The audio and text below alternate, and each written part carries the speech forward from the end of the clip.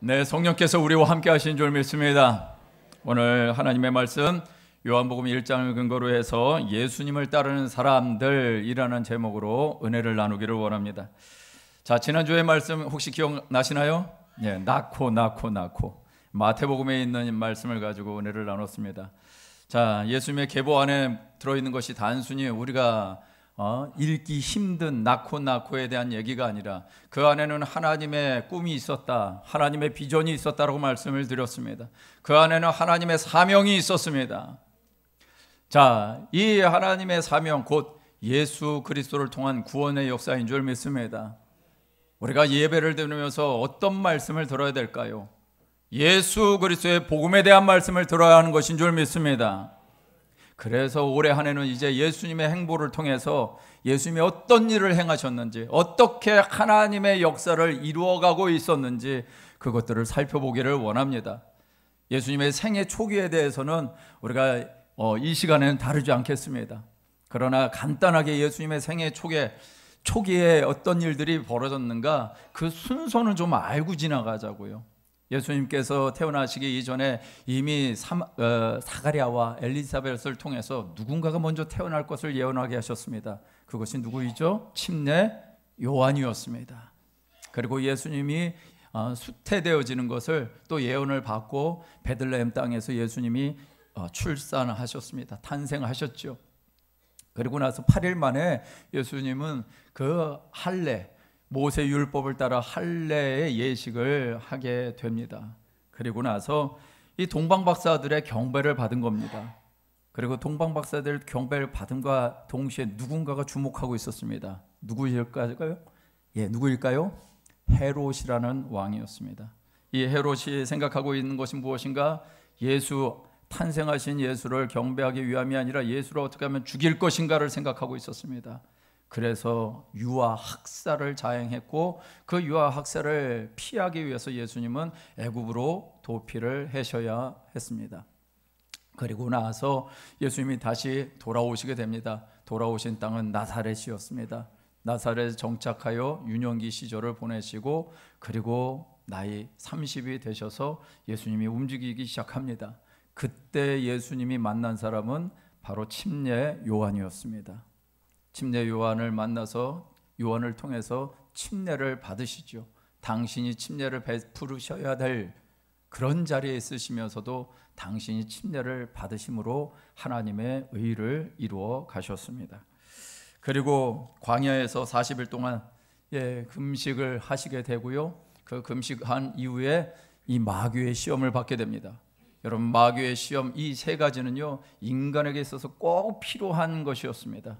인간이 추구하는 모든 것이 그 세 가지에 다 들어 있었습니다.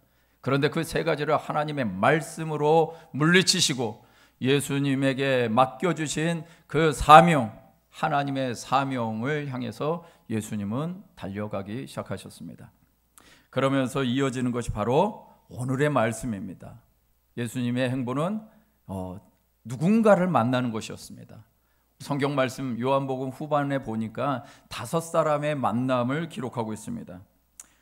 오늘 본문을 통해서 예수님이 만난 그 5사람의 모습을 보면서 기독교인은 어떻게 사는 것인가? 기독교인으로 산다라는 것이 무엇인가? 예수님을 따르는 사람들의 삶은 무엇인가를 깨닫고 우리의 삶을 돌아보면서 우리의 영혼을 잘 조율해 나가시는 저와 여러분 되시기를 주님의 이름으로 축원드립니다. 2가지 말씀을 드리겠습니다. 첫 번째는 예수님을 만난 감동이 있는 제자가 되라라는 것입니다. 한번 같이 읽어볼까요? 시작. 예수님을 만난 감동이 있는 제자가 되라. 예수님께서 오늘 말씀 가운데 보면은 5사람을 만난다라고 그러는데 오늘 본문에 저와 여러분들이 읽은 본문에는 빌립이라고 하는 사람을 만나게 됩니다. 예수님이 갈릴리 지역으로 가시려고 하다가 중간에 빌립이라는 사람을 만나게 되고요. 빌립에게 예수님이 이렇게 말합니다. 나를 따르라고요. 나를 따르라고 말하니까 빌립이 따라갑니다.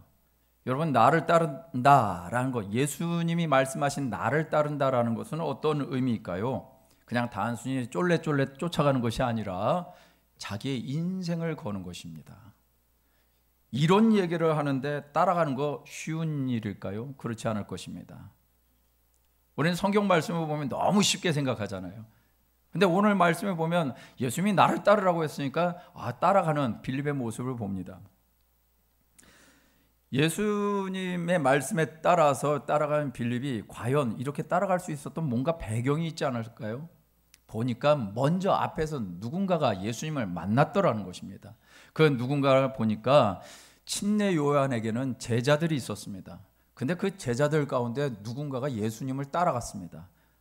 그 두 사람이라고 성경이 얘기하고 있는데 그 두 사람 중에 한 사람이 안드레라는 사람입니다.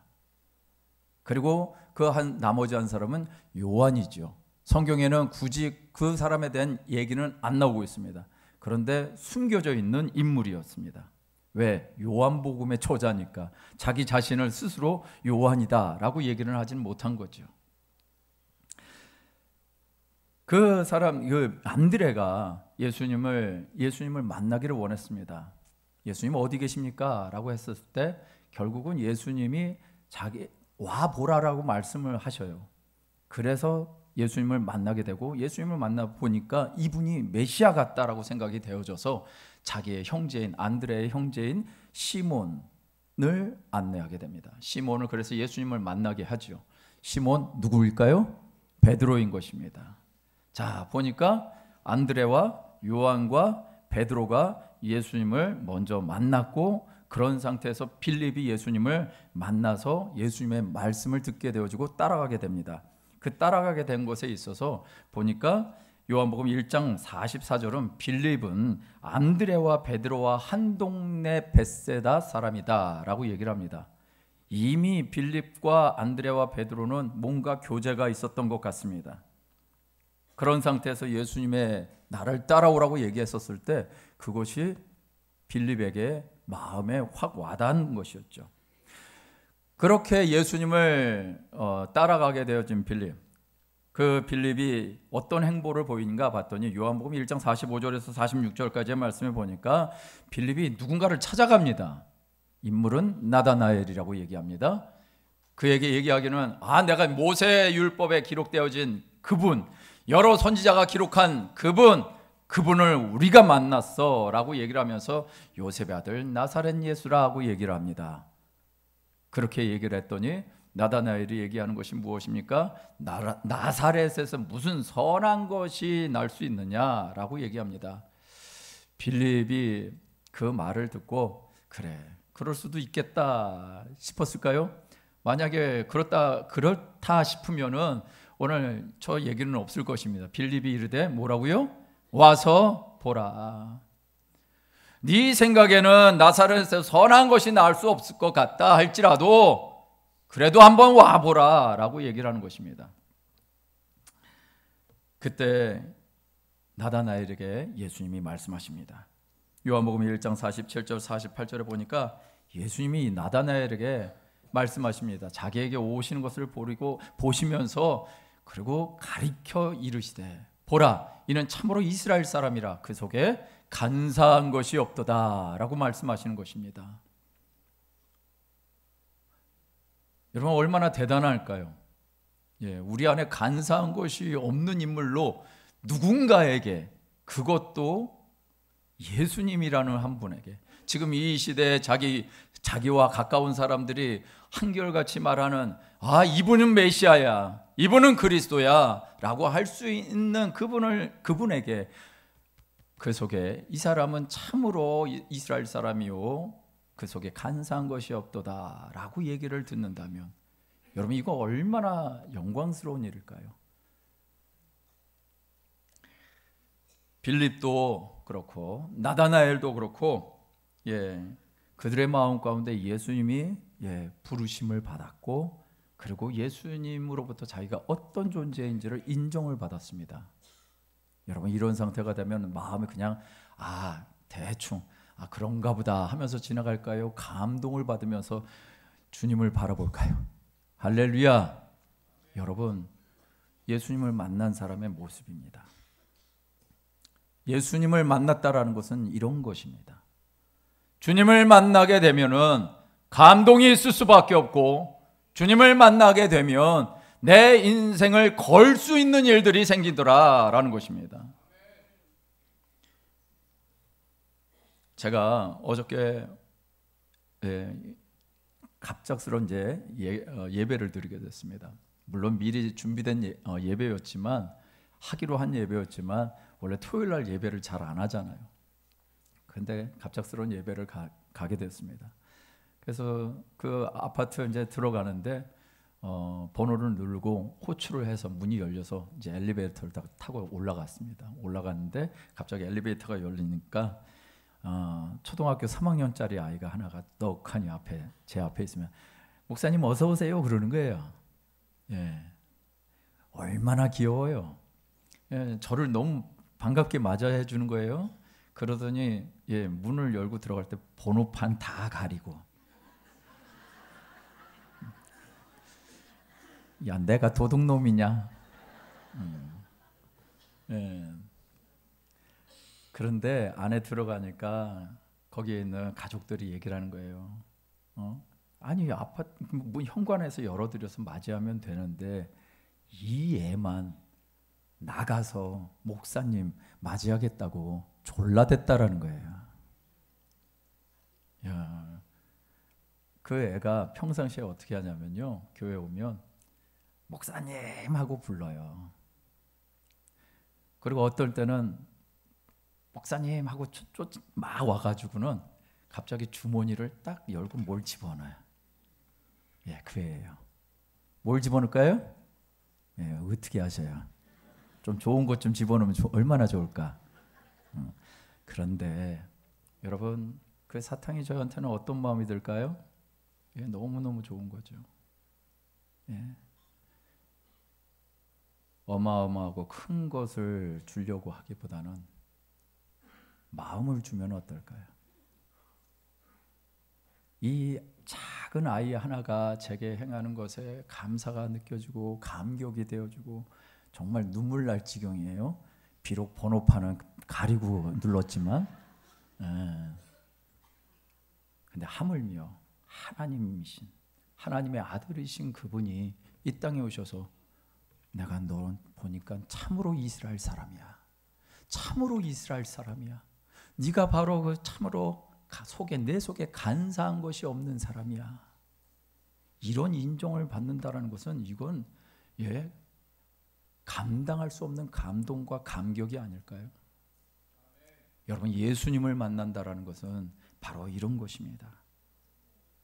예수님을 만난 사람들에게 이런 역사가 일어나야 되는데 우리의 삶 가운데 혹시 이 감동은 사그러들고 신앙생활을 하고 있다? 여러분, 우리 자신을 돌아봐야 되는 것입니다. 사도 요한이 요한복음 처음에 이런 기록들을 했습니다. 여러분, 예수님을 만나서 공생애의 삶을 함께 현장에 있었던 사람이 요한이었습니다. 자, 요한이 예수님께서 고난만 당하시고 또 죽으시고 부활하셨다가 그리고 제자들 가운데 40일 동안 보이시고 승천하셨습니다. 그리고 승천하시고 나서서 내가 너희와 함께 할 거야. 승천하실 때 내가 너희와 함께 할 거야 라고 말씀하셨는데 그 삶을 피부로 와닿고 느꼈을까요? 요한이 정말 주님 만나고 싶습니다 라는 그런 마음이 있었을 것 같습니다. 왜요? 그 마음이 있었기에 예수님은 요한에게 요한계시록, 성경의 마지막을 쓰게 하신 것 아니겠습니까? 성경의 마지막에서 예수님이 그렇게 말씀하십니다. 요한과의 감격적인 만남뿐만 아니라 예수님은 그 안에서 교회를 향한 주님의 마음을 알려주십니다. 요한계시록 2장 2절에서 5절까지의 말씀에는 교회, 특별히 에베소 교회를 향해서 예수님이 요한에게 말씀하시는 것이 있는데, 계시록 2장 2절에서 5절 말씀에 보니까 이렇게 말씀하고 있어요. 내 행위, 내 수고, 내 인내도 알고 악한 자들을 용납하지 않은 것도 알고 자칭 사도라 하되 아닌 자들을 시험하여 그의 거짓된 것을 드러내는 것도 내가 알아. 너희가 참고 내 이름을 위하여 견디기도 했고 게으르지 아니한 것도 내가 알아 라고 칭찬하시는 거예요. 그런데 문제가 뭐예요? 그러나 너를 책망할 것이 있는데 너의 처음 사랑을 버렸다라고 얘기를 하는 거예요. 여러분, 예수님과의 만남이 있으십니까? 그러면 그 만남의 순간에 감동이 있으십니까? 할렐루야! 그 감동이 지금 혹시 희미한 것은 아닙니까? 만약 그렇다면 오늘 요한계시록 2장 2절에서 5절까지의 말씀이 저와 여러분들에게 들려지기를 주의 이름으로 축원드립니다. 첫사랑을 회복해야 되는 것입니다. 주님을 만난 감동이 우리 안에 회복이 일어나야 되는 것인 줄 믿습니다. 아니, 혹여 그런 만남이 없다면 낙심하지 마시고 그 만남, 오늘 성경에 있는 그 만남이 내게도 이루어지게 해주십시오. 그래서 진짜 주님이 만난 사람, 주님이 찾은 사람, 주님이 나를 따라 오라고 말씀하시는 그 음성이 들려지시는 저와 여러분 되시기를 주님의 이름으로 축원드립니다. 두 번째는요, 처음과 끝이 동일한 예수님의 제자가 되라라는 것입니다. 한번 같이 읽어볼까요? 시작. 처음과 끝이 동일한 예수님의 제자가 되라. 요한복음 1장에는요 예수님이 만난 사람 몇 명이 나온다고요? 5명 나온다고 말씀을 드렸습니다. 자, 그 5명. 그런데 이 요한복음에 나온 예수님과 그 5명의 사람들, 곧 누구로 불려지죠? 제자들이라고 불려지죠. 그 제자들을 만난 사건이 이 요한복음에만 기록되어지는 것이 아니라 마태복음에도 마가복음에도 누가복음에도 기록되어 있습니다. 근데 이제 마태복음 4장 18절에서 22절까지의 말씀을 보면은 주로 이렇게 나오죠. 베드로와 안드레와 요한과 야고보가 물고기를 잡고 있었다라고 합니다.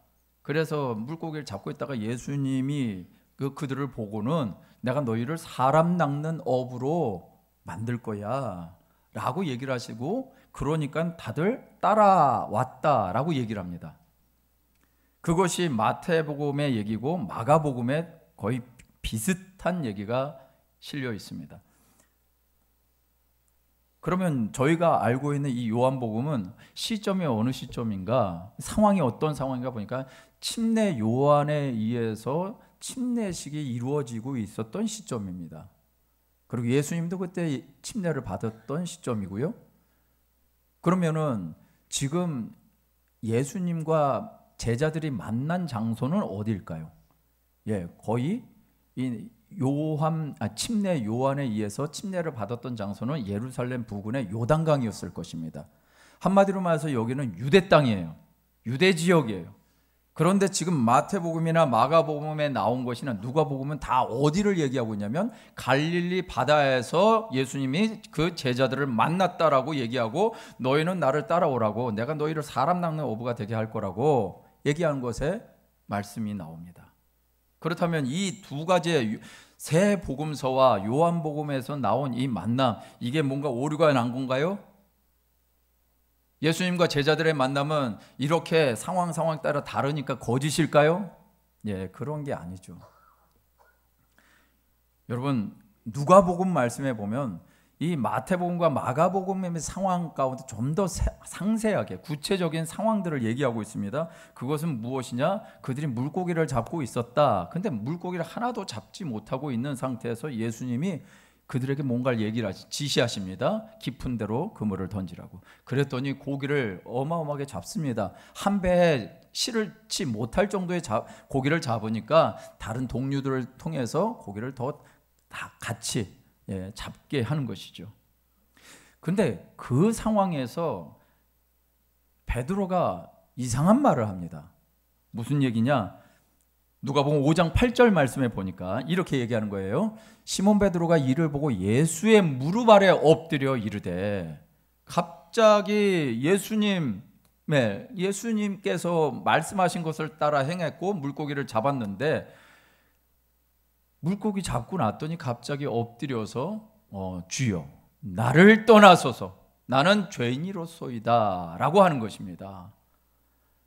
왜 이렇게 얘기했냐? 9절 말씀에 이는 하면서 모든 사람들이 고기 잡힌 것으로 말미암아 놀라서 그랬다라고 얘기하지만 사실은 이 안에는 뭔가 다른 의미가 있었던 것입니다.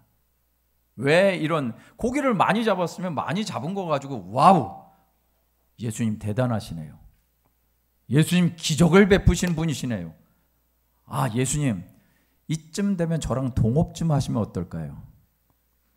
이렇게 나와야 되는 것이 인지상정인데 갑자기 뜬금없이 주여 나를 떠나소서 나는 죄인이로소이다 라고 말하는 것입니다. 자, 이제 다시 요한복음으로 돌아오겠습니다. 아까 보니까 침례 요한의 때라고 말씀을 드렸습니다. 완전히 다른 지역, 한쪽은 유대 지역이고 한쪽은 갈릴리 지역이었는데 이런 지역에서 만나게 되어진 이유가 무엇일까? 이런 것을 기록한 것이 무엇일까 봤더니 여러분, 예수님을 만났던 사람, 그 제자라고 알려진 그 세 사람이 지금 어디에서 나오고 있어요? 갈릴리 지방에서 나오고 있어요. 예수님이 요한복음에서 만난 것은 처음 만났던 것입니다. 제자들을 먼저 만났던 거예요. 처음 만났는데 그 만났던 것과 다른 곳에서 또 만나서 다시 부르심을 받은 겁니다. 무슨 얘기일까요? 처음 만난 감격과 흥분이 있었는데 그들이 과연 예수님을 계속해서 따랐다 안 따랐다? 가나 혼인잔치에는 따라갔습니다. 그런데 가나 혼인잔치 이후로 이들은 어디로 갔는가? 가까운 가나 혼인잔치가 있었던 가나가 갈릴리 지역이랑 가깝거든요. 근데 그 기적을 보고 나서 그들이 한 것은 자기의 생업으로 돌아가 버린 겁니다. 이것이 우리가 너무나 잘 아는 베드로와 요한과 안드레의 상황이었던 것입니다. 여러분, 한 번 감동받으면 우리의 감동은 계속해서 갈까요? 대답해 주셔서 감사합니다. 제가 여러분들은 굉장히 질문을 하면 어렵게 하는 것 같은데 죄송합니다. 근데 그래도 여러분들이 한번 생각해 보자고 제가 자꾸 질문을 드립니다. 한 번 감동을 받고 한 번 하나님의 놀라운 주님이 행하신 기적의 현장, 물이 변하여 포도주가 되어진 기적의 현장을 경험하고 나서 그 제자들이 예수님과 함께 동행했다 안 했다? 안 했다라는 겁니다. 그래서 예수님이 갑자기 시몬 베드로에 올라타는데 나 거기에 올라타게 허락해라 라고 한 것이 괜히 한 것이 아니라 이미 구면이었던 겁니다. 그러고 나서 그들의 삶의 모습을 보니까 무엇이었는가? 빈배였다라는 것입니다. 그래서 예수님이 깊은 데로 가서 그물을 던져라. 주님이 지시하신 말씀이 있었기에 그들의 빈배가 채워지는 역사를 경험한 것입니다. 그러고 났는데 놀랍게도 그렇게 채워짐의 역사를 경험했더니 베드로가 한 것이 무엇이냐면 주님을 찬양하는 것이 아니라 자기 자신의 죄악됨을 보게 된 것입니다. 주님이 그때 불렀는데 지금 나는 뭐 하고 있는가?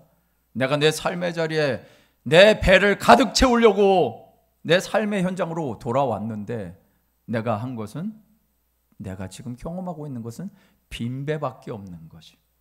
그런데 주님의 말씀대로 했더니 그 배가 채워지는 것을 보면서 내 형편과 내 상황은 내가 발버둥 쳐서 되어질 것이 아니라 주님의 말씀대로 따라갈 때만 되어지는 것이구나.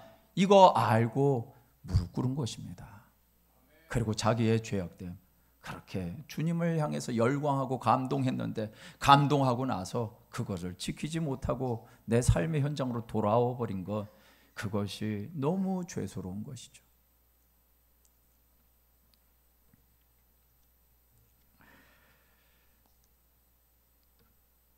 우리가 신앙생활을 하면서 참 안타까운 것이 바로 이런 모습들입니다. 기도할 때면 항상 제 자리에서 아주 정규적으로 큰 소리로 기도하면서 집회에 참석했던 한 성도님이 있었습니다. 그런데 그 성도님이 웬일인지 몇 달 안 보이는 것입니다. 그래서 그 안 보이는 성도 때문에 서글픈 마음이 들어서 어떤 전도사님이 그 성도 집을 찾아갔습니다. 집에 가보니까는 이 벽난로 앞에서 이 성도님이 불을 쬐고 있는 것입니다. 갑자기 찾아온 이 전도사님의 방문에 놀래가지고 전도사님을 안으로 모시긴 했는데 이제 뭐 나한테 좀 뭔가 싫은 소리 하겠구나 생각이 들어서 한편 꾸중들 준비를 하고 있자 그런 생각을 하면서 있었습니다. 그런데 이 전도사님이 이 벽난로 앞에 있으면서 아무 말도 안 하고 가만히 있는 겁니다. 한참 말없이 조용히 있다가 이 전도사님이 그 벽난로 안에 있는 막 타고 있는 숯땡이 하나를 갑자기 끄집어내더니 벽난로 바닥에 내려놓는 것입니다. 이 전도사님도 이 성도님도 침묵하면서 그 숯덩이가 사그러지는 것을 보았습니다. 그러자 이 성도님이 얘기합니다. 전도사님, 아무 말씀도 하실 필요 없습니다. 오늘 수요일 날 밤 기도회에 가겠습니다. 무슨 얘기인지 아시겠어요? 혼자 떨어져 있어서 신앙생활하면 잘하는 것처럼 생각이 되죠. 그런데 마치 숯불과도 같단 말이죠. 숯의 역할을 감당하려면, 그 불의 역할을 감당하려면 있어야 될 자리에 있어야 되고 함께 해야 될 자리에 있어야 되고 하나님의 은혜를 사모하는 자리에 있어야 되는데 그 감동 있다고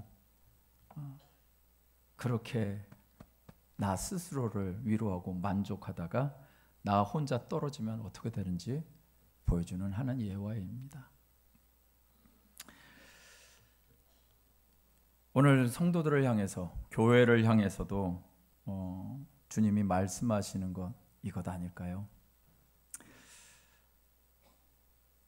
오늘 저와 여러분들의 삶 가운데 끝까지 주님 따라가시는 저와 여러분 되시길 주의 이름으로 축원드립니다. 이 반면에 여러분, 그러면 빌립과 나다나엘이라는 사람은 어떻게 됐을까라는 것입니다. 여러분, 빌립과 나다나엘에 대한 언급이 예수님을 만난 현장에 대한 얘기가 다른 복음서에는 없습니다. 마태복음, 마가복음, 누가복음에는요 그냥 12제자 중에 2사람으로 확정됐다라는 정도만 나오고 있습니다. 그럼 나다나엘과 빌립은 예수님을 언제부터 따랐을까 생각을 해보니까 처음부터 따라하지 않았겠느냐라는 것입니다.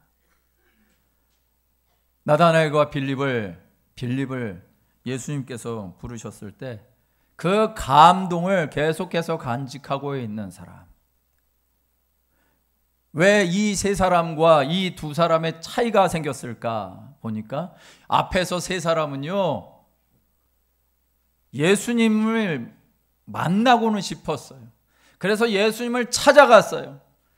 그리고 예수님한테 어떤 소리를 듣냐면 예수님께 이런 얘기를 합니다. 예수님 어디 계십니까? 라고 물었더니 예수님이 이렇게 얘기하는 거예요. What do you want? 무슨 말이에요? 무엇을 원하느냐고. 네가 원하는 것이 뭐야? 그 얘기를 하신 거예요. 그러고 나서 예수님을 만났더니 예수님을 만난 것에 대한 흥분과 감격이 생겼습니다. 그래서 안드레는 자기의 형제인 베드로에게 예수님 와봐. 그렇게 된 겁니다. 감격과 감동은 있었는데 문제는 그것이 오래가지 못했던 이유가 있고 또 한쪽에 두 사람은 오래간 이유가 있더라는 것입니다. 그 이유를 성경이 요한복음 1장 43절에 이렇게 말하고 있습니다. 40절 같이 읽을까요? 시작. 이튿날 예수께서 갈릴리로 나가려 하시다가 빌립을 만나 이르시되 할렐루야 지금 빌립은 누구에게 들은 거예요? 이 얘기를 예수님께 들은 거예요. 나다나엘은 자기의 그 간사함이 없다라는 것을 누구에게 들었습니까? 예수님께 들은 거예요. 예수님이 직접 하신 말씀을 간직하고 살아가는 자들이 이 두 사람은 그렇게 살았다라는 것입니다. 그저 감동만 있는 것이 아니라, 기적만 본 것이 아니라 예수님이 말씀하신 것을 직접 들었어. 나를 따르라고 말씀하셨어. 그러면 나는 주님 따라갈 거야. 이게 선명했던 것입니다. 나다나엘처럼 나를 알아주시는 그분에게 그래, 따라가는 정도가 아니라 내 인생을 걸어야 되겠다라는 생각이 들 정도로 그렇게 행했던 것입니다. 여러분이 잘 아시는 슈바이처 박사 있습니다. 아프리카의 성자로 유명하신 분이신데, 이분이요 평상시 이 전자오르겐을 잘 치셨답니다. 이 오르겐을 치시면서 이 고달픈 봉사자의 생활을 힘과 용기를 얻어서 이렇게 이제 보내시는 와중에 한 기자가 인터뷰를 하면서 왜 이렇게 이 전자 오르간을 그처럼 많이 연주하십니까? 라고 얘기했다는 거예요. 그랬더니 이 슈바이처 박사님이 한 말이 무엇이냐면, 내 삶이 본래 목적에서 탈선하지 않기 위해서예요 라고 얘기를 하는 거예요. 내 삶이 본래 목적에서 탈선하지 않기 위함이라고. 이 올게는 정확하게 자기의 소리를 내지 않습니까? 이 소리를 가지고, 이 정확한 소리를 가지고 자기의 삶을 조율하기 위해서 이 일들을 했다라는 것이죠. 여러분, 예수님의 부르심의 소리, 그 소리가 빌립과 나다나엘에게는 분명했던 것입니다.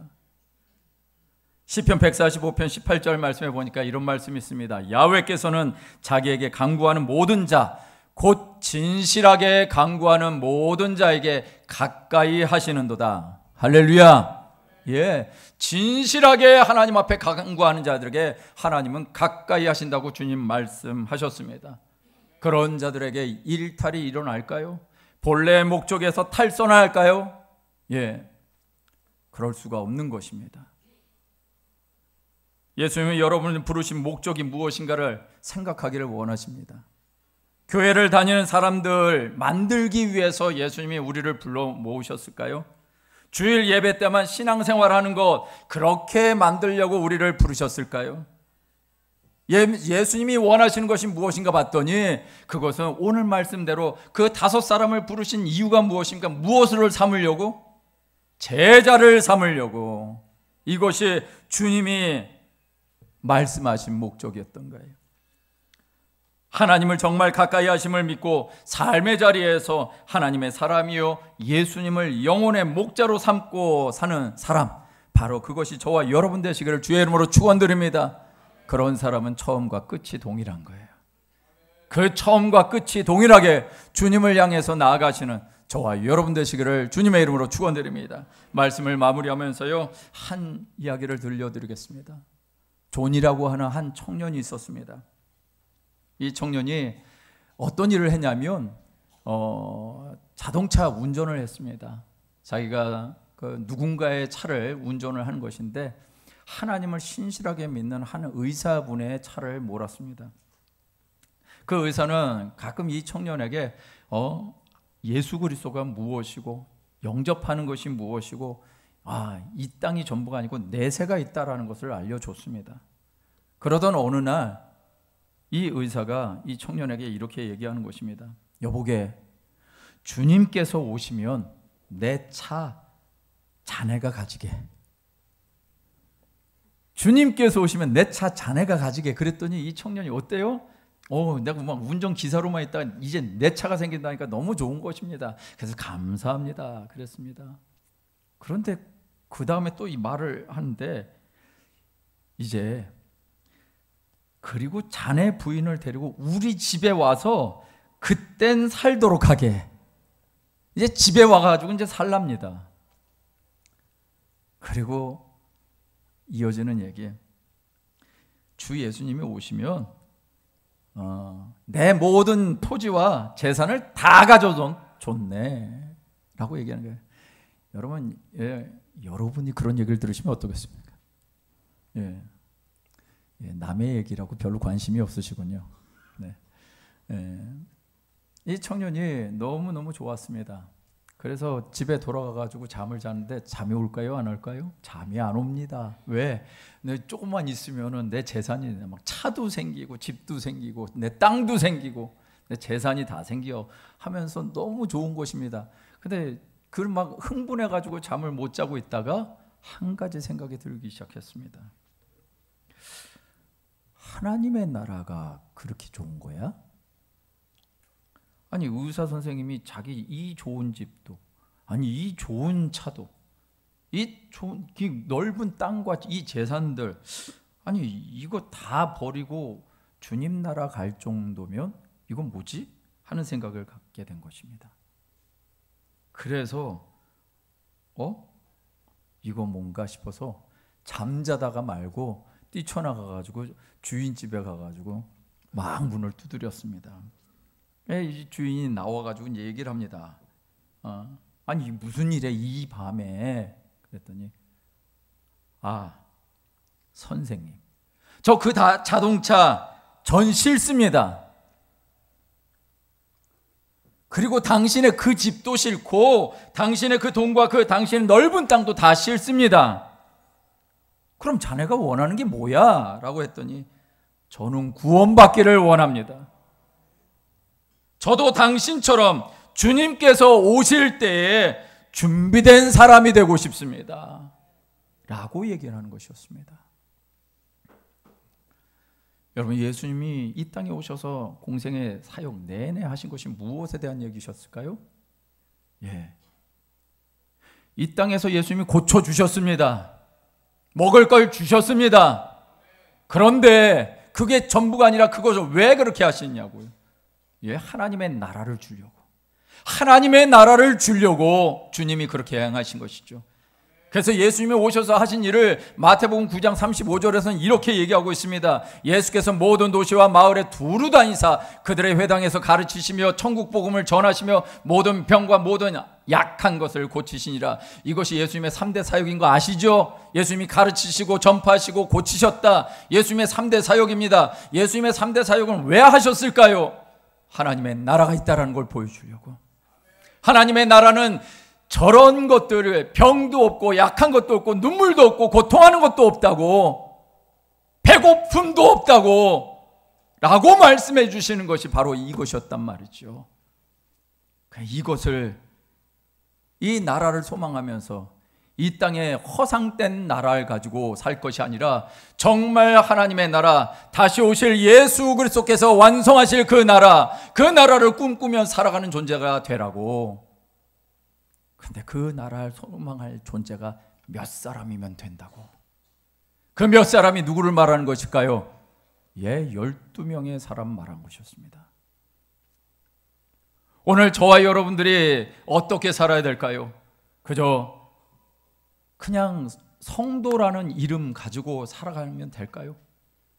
여러분, 성도라는 말 자체도 우리는 왜곡해가지고 거룩한 하나님의 백성인데 거룩한 하나님의 백성과는 상관없이 성도라는 고유명사를 가지고 살아가고 있는 것은 아닌가요? 오늘 예수님이 제자를 만나신 이유는 그저 왔다 갔다 하는 사람, 그저 대충 따라다가 아니면 말고 이런 사람이 아니라 예수님의 제자를 세우기를 원하셨다는 사실을 안다면 오늘 저와 여러분들이 어떻게 살아야 될까요? 정말 주님의 나라를 구하며 살아가는 것이 그리스도인이요, 기독교인이요, 성도인 줄 믿습니다. 정말 우리가 하나님의 나라를 구한다면 오늘 저와 여러분들의 세상은 달라질 것입니다. 대한민국은 달라질 것입니다. 하나님의 뜻을 구하면서 살아간다면 이 대한민국이 이렇게 추악하고 더러운 사건들이 넘쳐나는 세상이 되지는 않을 것입니다. 교회 안에 거짓이 난무하고 교회 안에 하나님의 거룩함을 상실하고 이제는 정말 제자로서 살아야 되지 않을까요? 내 형편과 내 상황 따라서 기적을 봐도 내가 지금 원하는 것은 내가 물고기 잡으러 가는 거야, 그렇게 했더니 결국 내 인생 빈배였다라는 사실을 안다면 이제는 정말 주님 채워주실 것들을 믿고 내가 아무리 추구해도 결국 빈배잖아, 빈배. 우리가 이 땅의 것을 아무리 긁어 모아도, 돈을 긁어 모아도 가져갈 수 없는 빈배 인생인 걸 우리가 안다면 정말 하나님의 나라를 구하겠죠. 오늘 저와 여러분들이 바로 주님이 그렇게 만나기를 원하셨고 주님 따라가기를 원하셨던 그 사람들 되시기를 주님의 이름으로 축원드립니다.